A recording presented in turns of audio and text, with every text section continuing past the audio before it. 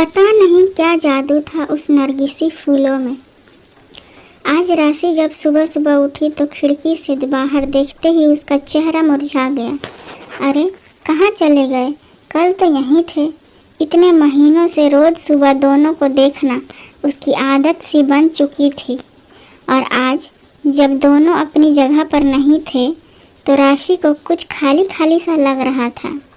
सुबह सुबह बस वो दोनों सामने दिख जाते तो राशि का रोम रोम पुलकित हो उठता था। सुभाषित हो उठती थी उसकी सांसें। मन एक अद्भुत खुशी महसूस करने लगता, और सबसे खास बात इन सब का सकारात्मक प्रभाव पड़ता उसके मन मस्तिष्क पर, और कलम खुद ब खुद कोई गीत लिखने लगती। पता नहीं क्या जादू था उन नरगिसी फूलों में। बस देखते ही मन मचल उठता। शायद साहिल का असीम प्यार भरा था उनमें। आखिर उसी ने तो राशि के जन्मदिन पर यह गमला उपहार में दिया था, और फिर दोनों ने मिलकर उसमें नरगिसी फूलों का यह पौधा लगाया था। देखो ना राशि, तुम्हारे लिए एक काम सौंप कर जा रहा हूँ। कल ही मुझे कंपनी के एक प्रोजेक्ट के लिए दुबई निकलना पड़ रहा है।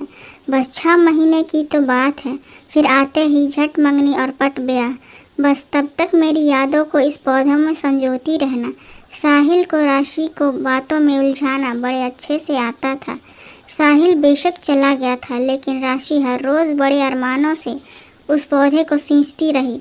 राशि की खुशी का उस वक्त ठिकाना नहीं जब वह एक रोज़ सुबह उठी और उसने पौधों पर 2 फूल खिले हुए देखे, पीले रंग के। दोनों फूल बिल्कुल एक दूसरे से जुड़े हुए थे, राशि और साहिल की तरह। राशि रोज़ उन फूलों को निहारती रहती और साहिल को याद करती रहती। राशि की रोज़ साहिल से फ़ोन पर बात होती थी। भला 2 साल से चल रहा प्रेम दूरियों से कैसे कम हो सकता था? इसी प्रेम की शक्ति ने तो उसे क्या से क्या बना दिया था।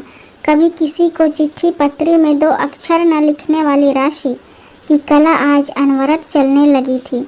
अपने जज्बातों की स्याही में भिगोकर क्या क्या न लिख डाला था उसने। तेरे एहसास में खुद को ऐसे फना कर दिया हमने, जिंदगी बाकी ना बची, न तेरे साथ और न तेरे बाद। पता नहीं कैसे एहसास थे जो दिल से निकलकर पन्नों पर बिखरते रहते थे। जब भी मन होता राशि उन नरगिस के फूलों को निहारती हुए खिड़की के पास कागज़ कलम लेकर बैठ जाती।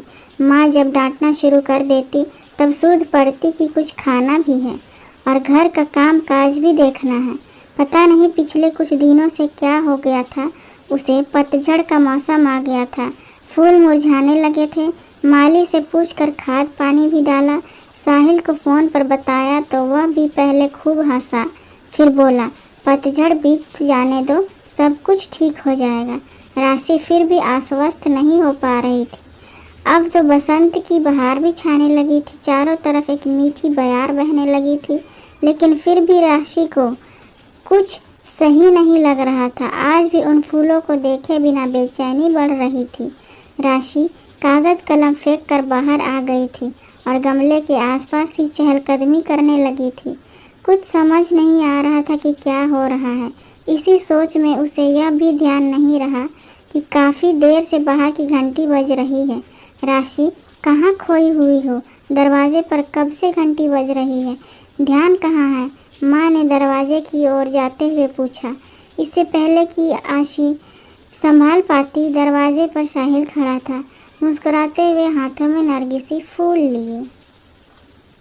अगर ये छोटी सी कहानी पसंद आए तो लाइक, कमेंट और शेयर करें। चैनल पर नए हैं तो सब्सक्राइब करें। ये कहानी कैसी लगी हमें कमेंट पे ज़रूर बताएं। धन्यवाद।